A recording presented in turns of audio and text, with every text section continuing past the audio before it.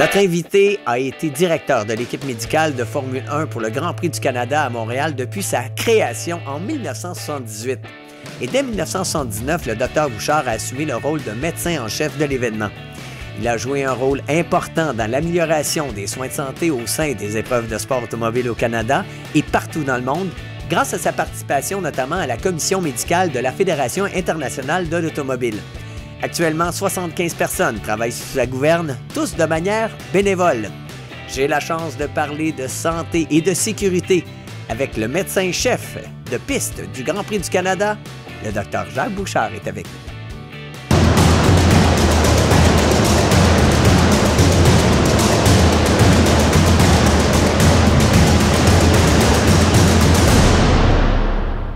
Docteur Bouchard, je suis tellement content de vous parler. Je vous remercie d'avoir accepté de participer à Plein mon casque et je suis surtout content de jamais vous avoir rencontré sur un circuit.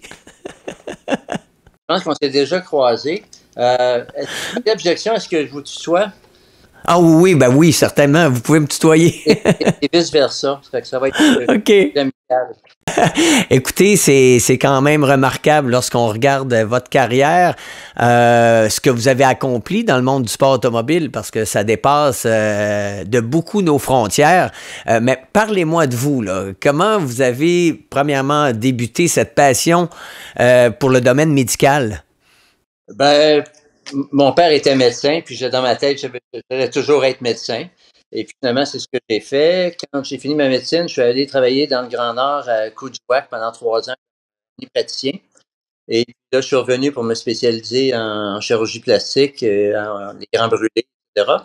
Et ben, après avoir fini ma résidence, j'ai travaillé dans un hôpital où il y a un anesthésiste qui s'appelle Dr Guy Préville qui couvrait les courses à Mont-Tremblant. Et puis une fin de semaine, il me dit Jacques, moi je peux pas y aller le vendredi, ça tente-tu d'y aller? Moi, j'étais déjà un fan de course automobile. En fait, mon premier Grand Prix, ça avait été à Tremblant en 68. C'était à l'époque où on rentrait en notre auto sur le terrain, puis on s'était monté avec ma soeur, puis des amis, puis avec un autre chum, puis on avait mis les filles dans le coffre d'auto pour pas payer de billets. Mais on s'était fait pincer. Oh non! Ouais. Alors, on avait l'air niaiseux un peu, mais c'est pas grave, on a assisté à une belle course. Et donc, moi, d'aller aux courses automobiles, ça me plaisait. Donc, en 77, en fait, c'est une course de Can-Am. C'est à l'époque, pour les vieux, là, il y avait Patrick Tambay, Chris Amon, euh, des gens qui avaient déjà couru en Formule 1. Et donc, j'avais passé la journée là. Mais c'est la journée où, pour mon bain de course automobile du côté médical pour la première fois, il y a un nommé Ryan Redmond, qui était à l'époque bien connu. Il avait couru en F1 un peu et qui, je ne sais pas si vous connaissez bien Tremblant, donc quand on fait la longue droite pour aller au fond, puis qu'on vient entre le 8 et le 10, là, il y a comme un hump, il y a comme une bosse. Oui? Puis les Can-Am, évidemment, c'est des voitures fermées. Et c'était la deuxième fois dans la journée même qu'une voiture s'envolait parce que là, lorsqu'il était dessous, il montait, puis il virait à l'envers. Puis il était retombé sur ses roues, puis il n'avait rien fait, mais l'histoire dit que Redmond avait décidé d'enlever un peu d'appui en avant pour aller plus vite. Et puis là, il s'est envolé, mais il est tombé, lui, sur la voiture complètement à l'envers. Alors, comme un bain de médecine, ça a été un peu spécial pour moi, de rescue qui était plus habitué. Et puis, je l'avais accompagné à Sainte-Agathe parce que c'est le plus proche. Et là, en plus, l'ambulance avait eu un flash. Ça avait été un peu long et pénible. Il avait été transféré. Il y avait une fracture des vertèbres cervicales. Il y avait des fractures de côte, etc. Mais après 3-4 mois de réhabilitation, il est retourné chez lui en Angleterre. Il a recommencé à courir. Il est devenu un pilote qui a gagné le plus de courses d'endurance dans l'histoire du sport automobile. Incroyable. Et donc, c'était vraiment le mélange de deux passions, vraiment, là, ce côté médical et sport automobile. Et lorsqu'on parle de passion, bien, on veut toujours aller plus loin et c'est comme ça que vous avez évolué quand même rapidement dans le milieu. Ben, ça a déboulé très vite parce que ça, c'est en 77. En 78, premier Grand Prix à Montréal. On se rappelle dans les années 68-70, on a alterné avec Montsport pour le Grand Prix du Canada. Et finalement, Motorsport l'a gardé un petit peu plus longtemps et est devenu un circuit qui était pas assez sécuritaire. Donc, la Formule 1 voulait qu'on aille à ce moment-là, Roger Peer, qui était le président de l'ASN et un coureur et architecte de course, avait dessiné le circuit sur l'île Notre-Dame avec la collaboration de la ville de Montréal. Donc, notre premier Grand Prix en 1978. Il y avait des différents organismes, je me souviens pas, je pense qu'il y avait la FAQ, Fédération Auto-Québec, et autres choses qui voulaient s'occuper de l'organisation du Grand Prix. Il y avait des groupes de médecins qui voulaient s'occuper aussi, mais la FAQ avait demandé au docteur Préville, l'anesthésiste dont je parlais tantôt, de monter une équipe. On a fait à 3. Disons que j'avais fait une bonne partie du travail, de sorte que l'année suivante, c'est moi qui est devenu le médecin-chef en 79 là, du Grand Prix du Canada. Et lorsqu'on parle de sport automobile et de médecine, ces deux domaines évoluent très rapidement. C'est certain, lorsqu'on regarde la configuration des circuits, des voitures, j'imagine que les services médicaux devaient agir selon ce qu'on avait. On avait beaucoup plus de risques d'incendie à l'époque qu'on peut en avoir aujourd'hui. Ben absolument. Écoute, moi je parle toujours de sécurité active, de sécurité passive. La sécurité passive, ben, c'est ce qu'on installe autour du circuit, des barrières, des barrières absorbantes comme on a maintenant, des zones de dégagement. On a eu des zones avec de la pierre passée, avec peut-être des vagues de ralentir les voitures. Ça n'a pas été. Finalement, on est revenu à l'asphalte et avec les barrières maintenant qui absorbent les coups, c'est beaucoup plus sécuritaire. L'autre chose, c'est que les voitures étaient pas aussi bien conçues qu'aujourd'hui. Il y a eu une époque où les pieds des pilotes étaient devant l'essieu avant. Alors, dès que le devant s'écrasait automatiquement dès qu'il frappait quelque chose, fait que c'était vraiment un peu le b.a.-ba. Heureusement, avec le développement des choses, et entre autres du docteur qui était le neurochirurgien qui a suivi tous les Grands Prix pendant une trentaine d'années, ça a évolué beaucoup. J'ai été aussi membre de la commission médicale de la FIA pendant 25 ans.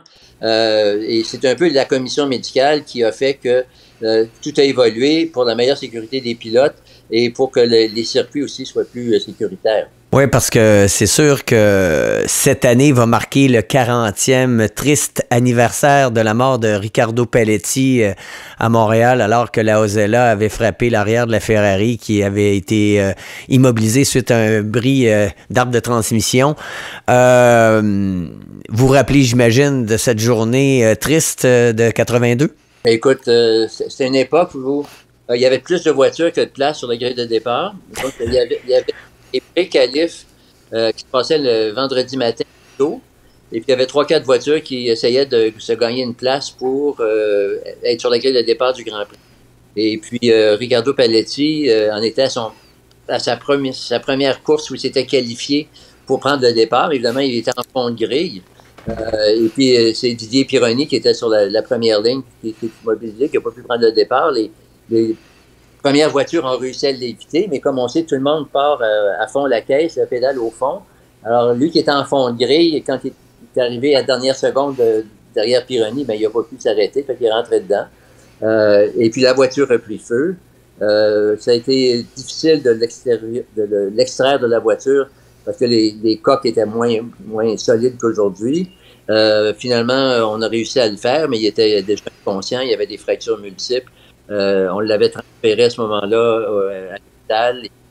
Ils l'ont monté quand même en salle d'opération parce qu'il n'était pas décédé. Les fractures étaient incompatibles avec la vie.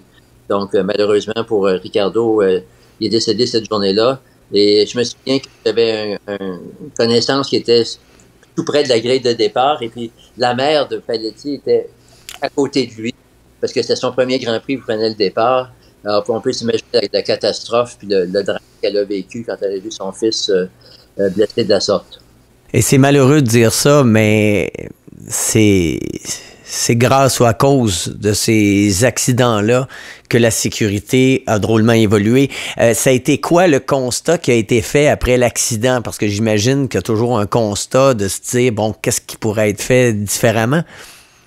Ben, le premier constat, c'était de pouvoir trouver un moyen de ne pas prendre de départ en voyant que quelqu'un était immobilisé.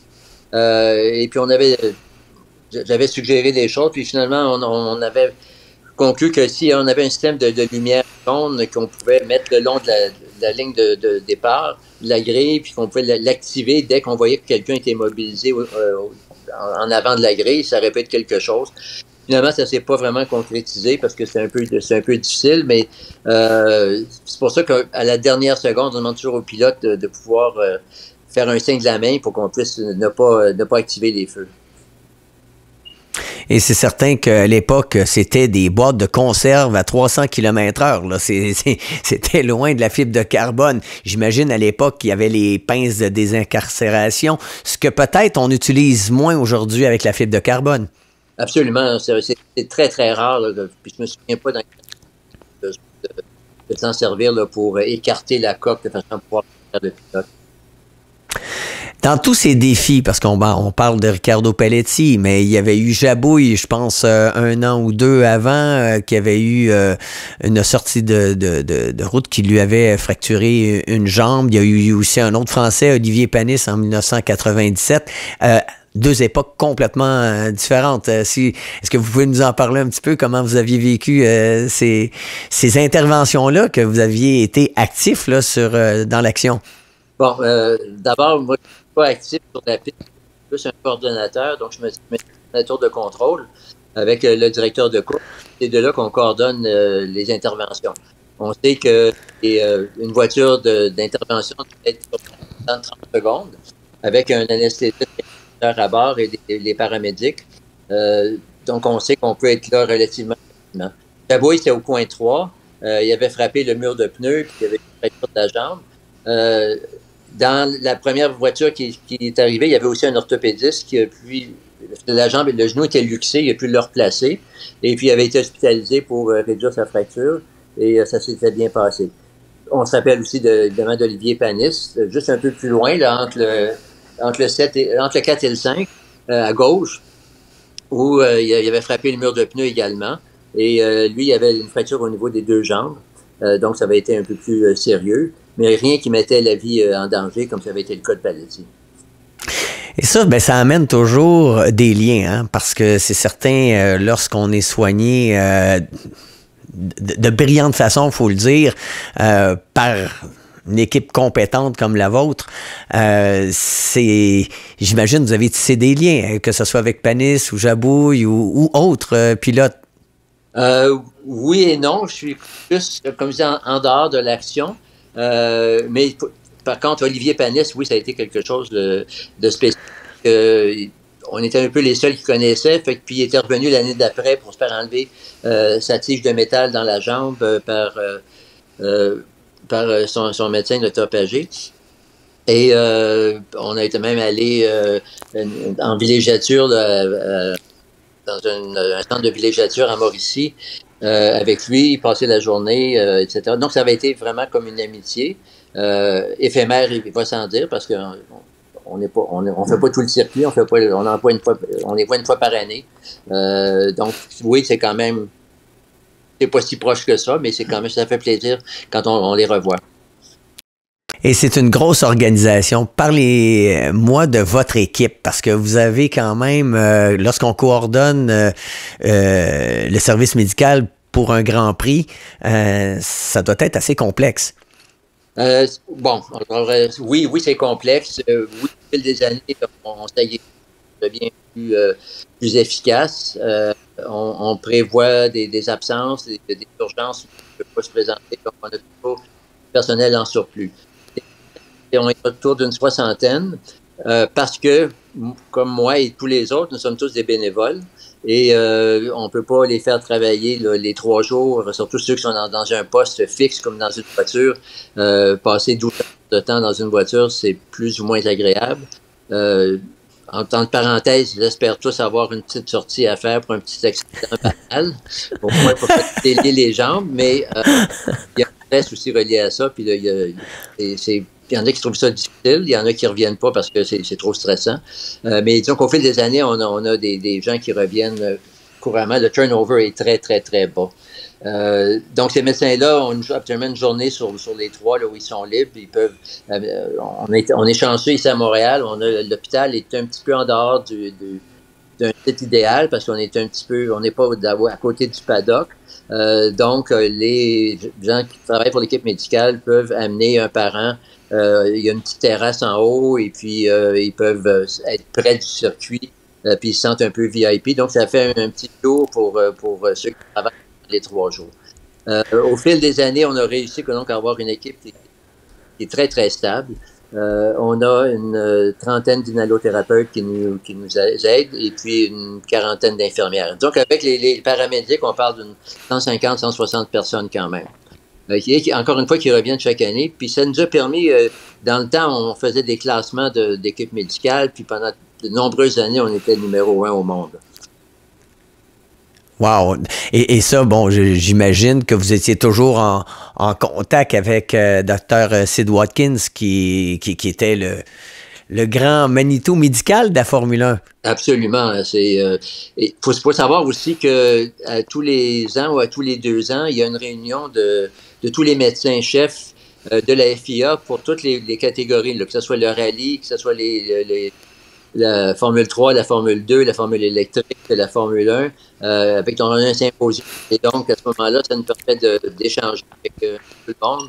Ce qu'on pouvait faire à la commission médicale, parce que c'était 3 à 4 réunions par qui était vraiment très agréable. C'était du social avec le travail. Donc, Sid Watkins était évidemment toujours là. Ça se passait à Paris. Donc, au fil des années, les normes ont été dictées par la commission médicale pour améliorer. Ce sont des normes qui doivent être respectées. Il y a un cahier de charge pour toutes les équipes médicales maintenant, dans toutes les catégories, que ce soit le rallye, la formule électrique, la formule le plus possible. C'est sûr qu'il y a des contingences nationales qui sont différentes dans certains pays. Faut s'assurer que tout le monde est qualifié, évidemment, dans son pays. Donc, on ne peut pas vraiment accepter d'étrangers. C'est pour ça que même dans la voiture médicale qui suit, Dr. Ian Roberts, qui est là depuis 7-8 ans maintenant et qui est hyper qualifié, est toujours accompagné d'un médecin du pays en question qui a sa licence de pratique pour le Canada ou pour le Québec ici. Et là, j'imagine que vous écoutez les Grands Prix de Formule 1 de façon assez assidue. Oui, pas mal. Quelle a été votre réaction lorsque Romain Grosjean a eu son accident vraiment spectaculaire? Ça a été quoi? Comment le sentiment de quelqu'un qui travaille dans des services médicaux et qui voit un accident aussi horrible, mais qui se termine tellement bien? Écoute, on pensait que ça y était, on voyait même pas l'auto, là. Que les flammes étaient hautes, etc. Puis évidemment, on a entendu, c'est interview par la suite où il a pensé à ses enfants, il a fait un dernier effort pour sortir de l'auto, puis il a réussi à sortir des flammes, et que Dr. Roberts était juste à côté. Dieu merci. Mais on en a d'autres histoires. Je me souviens de James Hunt, qui, je ne sais pas quelle année, mais qui était champion du monde, et qui s'était arrêté auprès voiture en feu pour aller manuellement sortir le pilote qui était dans la voiture et qui était inconscient. Ce genre d'exploit de gentleman qu'on ne voit plus parce que il y a des intervenants mieux qualifiés, mais il y a eu une époque où c'était vraiment très spécial pour les gens qui étaient des grandes familles, ils se côtoyaient, ils se voyaient. Aujourd'hui, tout est froid, tout est stérile. Ils rentrent dans leur motorhome, on les voit pas, ils fraternisent peu ou pas. C'était une autre époque, mais c'est différent maintenant. Et bon, on parle de la sécurité des pilotes, bien entendu, mais ce n'est pas juste les pilotes que vous allez prendre soin. Par exemple, il y a de nombreux spectateurs qui peuvent avoir des problèmes de santé. Lorsqu'on parle de 300 000 personnes, c'est quand même ça aussi. Et j'imagine que vous avez à intervenir à ce niveau-là. On intervient indirectement, c'est-à-dire qu'on est épaulé par Jean Saint-Jean. Et c'est eux qui patrouillent les estrades ils ont des circuler dans ces endroits-là. S'il y a un problème majeur, on peut les amener à l'hôpital de piste. C'est à peu près, c'est peut-être arrivé une fois là, pour un arrêt cardiaque, mais normalement, ils vont à ce moment-là faire une santé pour les envoyer dans un des hôpitaux de Montréal, tout simplement. Est-ce que cet arrêt cardiaque, ça serait mon ami Didier Scrannon? Exactement. Oui, parce que Didier est extrêmement reconnaissant de la façon dont il avait été pris en charge. On s'imagine que le pire peut arriver sur la piste, mais peut arriver aussi en dehors. Didier Scrannon, c'est un conte de fées. Il venait de sortir de sa voiture, il était au bout du Pacifique où étaient les studios de RDS. C'est là qu'il s'est écrasé. Et il y avait un médecin qui était juste à côté, avec les pompiers, qui sont des secouristes, qui ont pu le prendre en main. On a pu le ramener à l'hôpital de piste rapidement pour le réanimer. Ensuite, on l'a transféré à l'hôpital du Sacré-Cœur où, Dieu merci, le cardiologue était sur place. Et puis, il n'y a plus de traitement adéquat, puis il s'en sortir. Si c'était arrivé à la maison, il n'y a aucune chance de s'en sortir. C'était vraiment une belle histoire. Oui, donc c'est... D'autres belles histoires aussi. C'est d'être à la bonne place, vraiment au bon moment, avec les bonnes personnes. Et là, bon, comment vous envisagez le futur maintenant du sport automobile avec justement les nouvelles technologies? J'imagine que ça aussi, ça change la donne au niveau des interventions. La grosse affaire, c'est le récupérateur d'énergie, donc fait qu'on on prévient ça avec des gants diélectriques pour ne pas laisser passer le courant, des bottes spéciales, de façon à ce qu'on, vous le savez, sur les automobiles, lumière rouge et verte, là, pour qu'on puisse s'approcher, ne pas s'approcher de la voiture s'il y a du courant qui circule encore dedans. Mais en pratique, ça n'a pas changé énormément. Les vitesses sont contrôlées jusqu'au, comme on le sait, là, assez bien. Ça demeure pas extrêmement dangereux parce que on l'a vu récemment là, avec l'accident de Schumacher là, qui s'en est sorti vraiment très très bien, sans blessure aucune, avec un accident majeur. Donc, ils sont bien protégés. La sécurité active, ça c'est nous autres. C'est les interventions qui doivent être faites dans un protocole et puis un ordre de temps qui est bien chronométré. Et puis la sécurité passive, comme je le dis, mais c'est la sécurité des voitures et puis c'est la sécurité. Ça, c'est amélioré, mais il y a des limites qu'il ne faut pas dépasser. Et avez-vous senti que les pilotes, on est un peu récalcitrants au fait de nouveaux équipements de sécurité? On était contre le Hans lorsqu'il est arrivé en disant « Ah, ça me gêne, je peux pas me tourner la tête comme je voudrais. » Il y a bon le Halo qui a été là aussi extrêmement controversé. Tout le monde dit « Ah, ça n'a pas d'allure, c'est pas beau. » Mais on a commencé à trouver ça beau lorsque Romain Grosjean a eu son accident.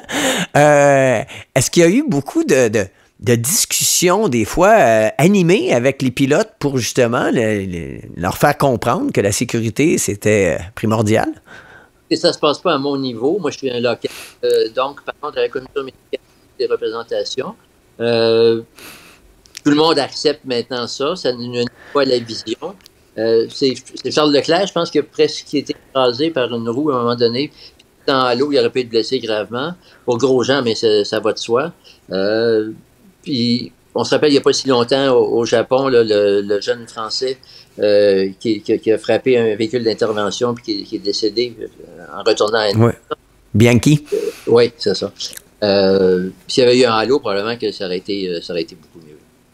Oui, exactement. C'est certain qu'il y a eu de nombreux miracles. On se souviendra aussi de l'accident de Robert Kubica à Montréal juste avant l'épingle du pont Jacques-Cartier où ça avait été tellement spectaculaire. Et c'est là que on s'est dit, ah non, il peut pas sortir vivant d'un accident comme celui-là.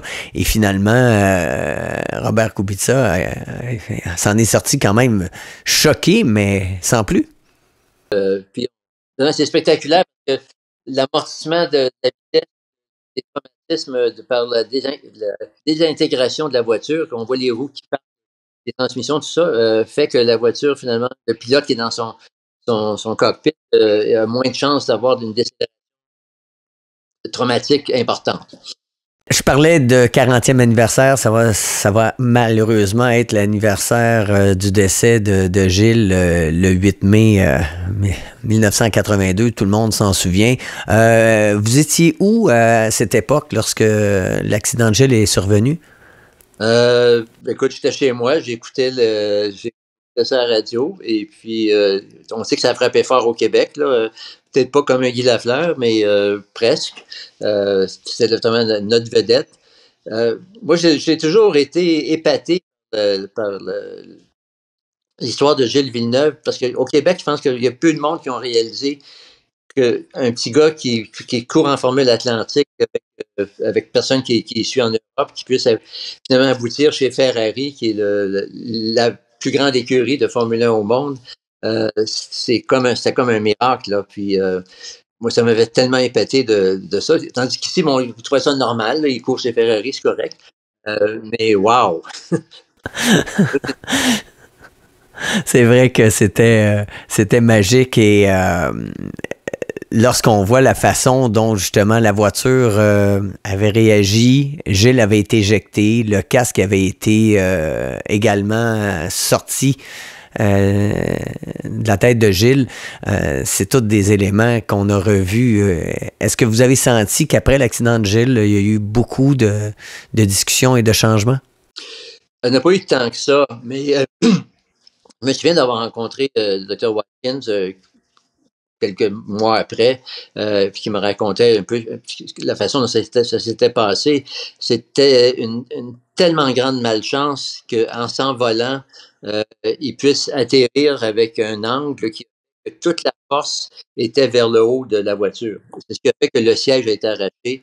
Il y a eu un déchirement des ligaments autour des vertèbres cervicales. Son casque est parti. Et tout ça, s'il avait atterri à plat, ça ne serait pas arrivé, mais en piquant du nez, toute la force était verticale et c'est ce qui a causé l'importance de son traumatisme.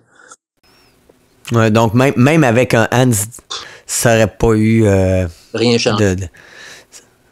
C'est pour dire. Et là, bon, on a passé du drame maintenant. Votre plus beau souvenir dans toutes ces années d'implication, autant sur le plan sportif que sur le plan médical? Tantôt, je te disais qu'il y a quelques belles histoires, puis je vais vous en raconter une qui nous a tous réchauffé le cœur. C'était, je ne me souviens pas quelle année, là, mais c'était après la course du dimanche soir, et puis un papa qui se promenait avec son petit garçon dans le paddock, et il y a une camionnette qui a reculé sur l'enfant, puis qui est passé par-dessus lui, puis qui l'a écrasé, qui était en hémorragie. Heureusement, on était encore sur place, fait qu'on on l'a pris sous notre aile. C'était dans les 4 premières années, parce qu'à ce moment-là, on allait au Royal Victoria. Après ça, grâce au Dr. Ronald Denis de Sacré-Cœur, on a fait le lien avec Sacré-Cœur, avec leur héliport qui est à côté de l'urgence. Donc, depuis ce temps-là, on est tellement content d'être avec Sacré-Cœur, qui nous aide, et puis avec la qualité de leur service, puis leur centre de traumatologie maintenant. Tout ça pour dire que on allait en hélico au Royal Victoria, mais il n'y a pas de pédiatrie au Royal Victoria. Donc, ils avaient communiqué avec l'hôpital pour enfants de Montréal, et le personnel, les chirurgiens, les infirmières, étaient montés dans une ambulance pour aller de l'hôpital des enfants au Royal Victoria avec tous les instruments chirurgicaux pédiatriques. Et puis, ils ont opéré l'enfant qui avait une rupture de la rate, et puis ils l'ont sauvé finalement. Et l'année d'après, le père était venu nous remercier. Wow. Très, très chaleureusement. Parce que si, encore une fois, si ça avait été sur le coin d'une rue, ça n'aurait pas marché. Puis le hasard a fait que on a pu être là et rendre service. En tout cas, on peut juste vous remercier, Dr. Bouchard, pour l'ange gardien que vous êtes dans le milieu du sport automobile, mais de toute la population, bien entendu. Et puis, c'est vraiment un honneur d'avoir eu la chance là, de pouvoir écouter toutes ces belles histoires-là. Et j'espère que vous n'aurez pas à intervenir trop dans le futur, que vous allez pouvoir juste apprécier le sport. Exactement, c'est ce qu'on souhaite à tout le monde. Ben, Dr. Bouchard, merci beaucoup. Merci, M. Godet.